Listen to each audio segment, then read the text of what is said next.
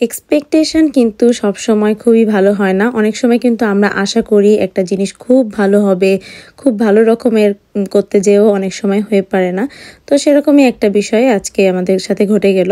আসসালামু আলাইকুম এভরিওয়ান, কেমন আছেন সবাই? ওয়েলকাম মাই পেজ বা চ্যানেল, যেটাই বলুন না কেন, যে যেখান থেকে দেখছেন। আজকে আপনাদের সাথে শেয়ার করব 3টা ডিম দিয়ে কিভাবে ঘরে বসে সুন্দর করে পারফেক্ট স্পঞ্জ কেক তৈরি করা যায়, এবং স্পঞ্জ কেক তৈরি করার পর সেটাকে কিভাবে করে আমরা ক্রিম দিয়ে ডেকোরেশন করি।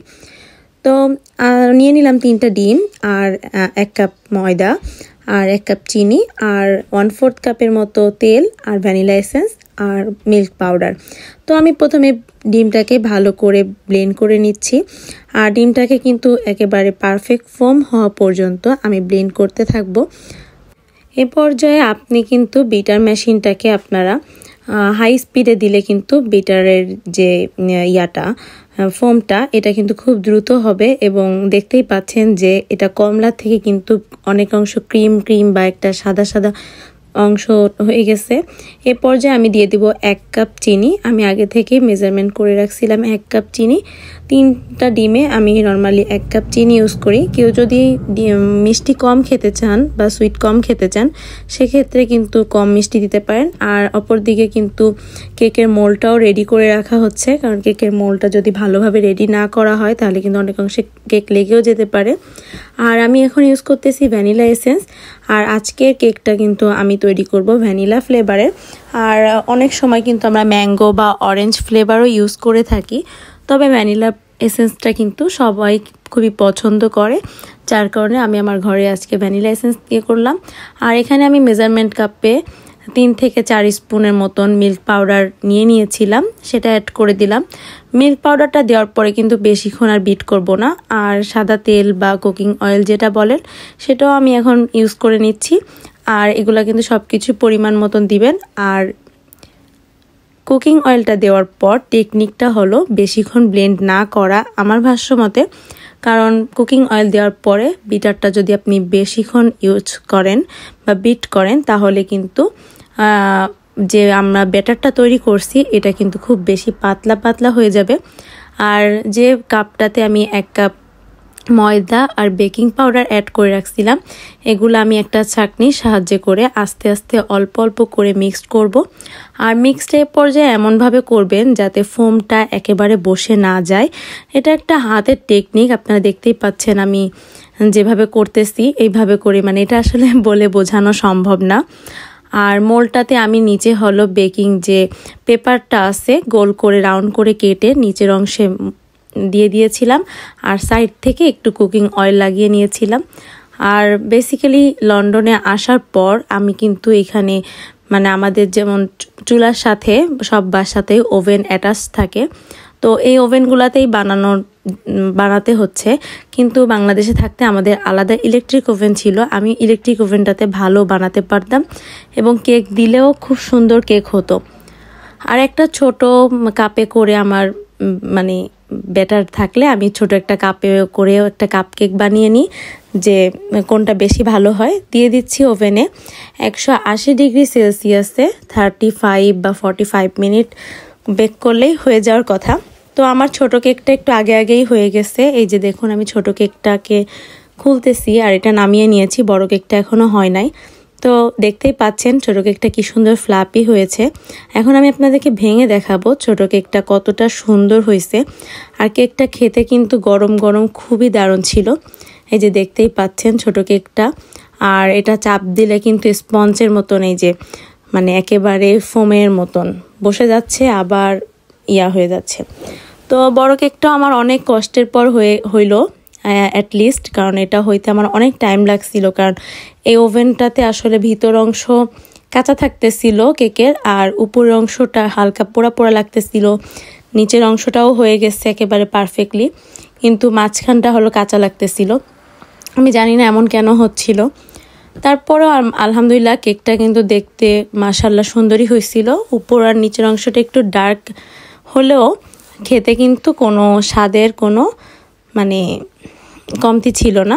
আর আমি এই পর্যায়ে গরম গরম থাকতে এখানে সুগার সিরাপ দিয়ে নিচ্ছি। সুগার সিরাপটা কিন্তু আপনারা 2 থেকে 3 স্পুন চিনি এবং পানি এই সাথে অ্যাড করে আপনারা দিতে পারবেন। আর এটা বাসায় আমরা তৈরি করতে পারবো, আলাদা করে সুগার সিরাপ যেটা বাইরে কিনতে পাওয়া যায় এটা কেনার না প্রয়োজন আমি মনে করি, কারণ বাসায় তৈরি করে নেওয়া যায়। এরপর যে আমি এখন কেকটাতে যেহেতু ক্রিম করব, তো ক্রিমের প্রিপারেশনে চলে যাব আস্তে আস্তে, যার কারণে আমি কেকটাকে কেটে নিচ্ছি।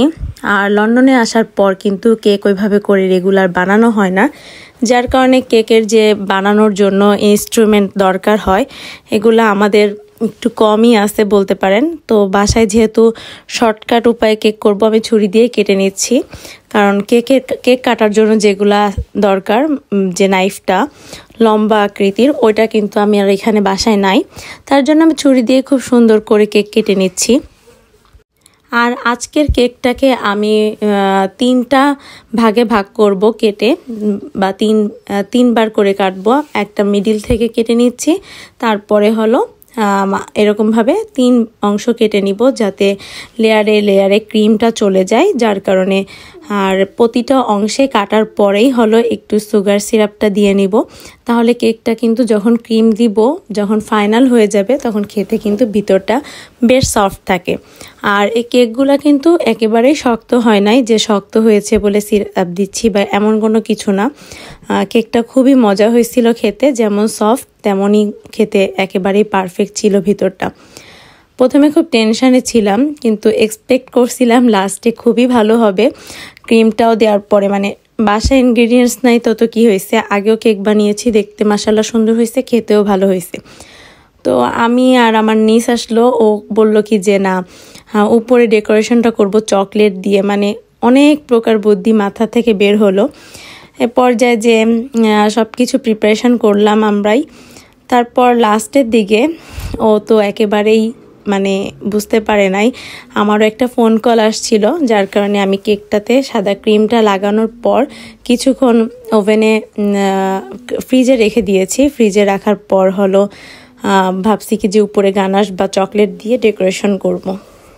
তো আমি এ পর্যায়ে সেকেন্ড পোর্শনটা কেটে নিচ্ছি কেকের। আর কেকটা কিন্তু আমার কাছে মনে হয় গরম গরম থাকাকালীন বা একটু ঠান্ডা হওয়ার পরপরই কেটে নিলে কিন্তু কাটাটা খুবই সুন্দর হয়। একেবারে ঠান্ডা করে কাটার থেকে মানে একটু গরম গরম থাকলে কাটলে আমার কাছে মনে হয় যে এটা কাটাটা দ্রুত খুব সুন্দর হয়ে যাচ্ছে। আমি প্রতিটা পোর্শনেই হলো সুগার সিরাপ দিয়ে নিচ্ছি, আর আইসিং সুগারটা ইউজ করতেছি, আর একটা ডাবল ক্রিম ইউজ করব।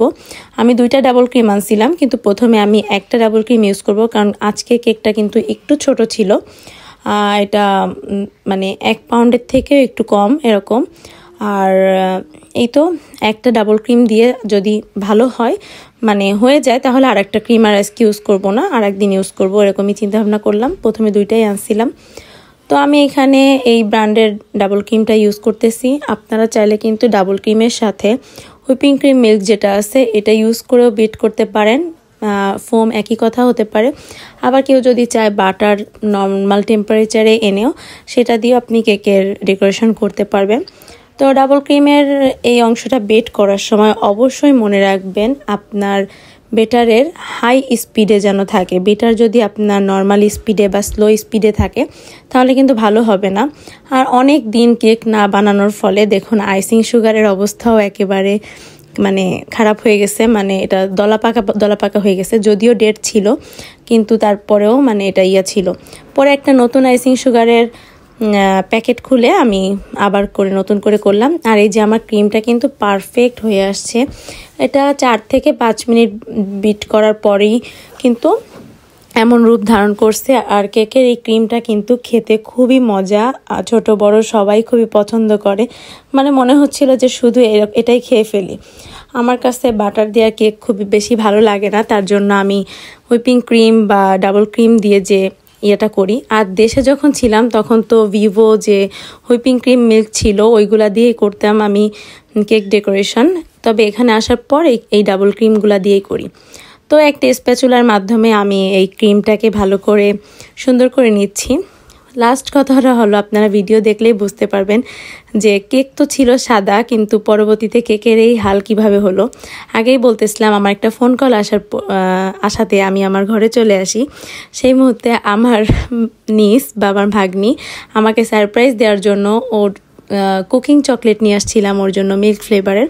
তো ও সেই চকলেটটা দিয়ে গানাশ তৈরি করতে গেছিল এবং এই হুইপিং ক্রিমের উপরে বা এই কেকের যে ক্রিমটা আছে এই ক্রিমের উপরে ও গরম চকলেট করে, যেটা আমার ভিডিও ক্লিপ নেওয়া নাই কারণ আমি ঘরেই ছিলাম।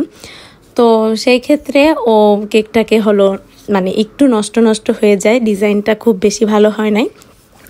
তো ফাইনাল লুকটা লাস্টে খুবই খারাপ ছিল, কিন্তু এ পর্যায়ে আমি হলো প্রথমে 3 পোর্শন যে আলাদা করছিলাম সেগুলাকে ক্রিম দেওয়ার পরে সুন্দর করে অ্যাড করে নিচ্ছি আর খুব আস্তে আস্তে ধীর গতিতে আমি ক্রিমগুলোকে স্প্রেড করে দিচ্ছিলাম যাতে সমান হয় সব কিছু।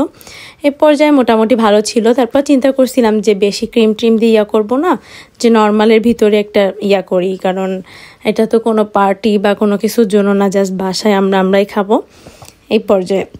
তো এই তো আমার কেক বানানো তো চলতেছে।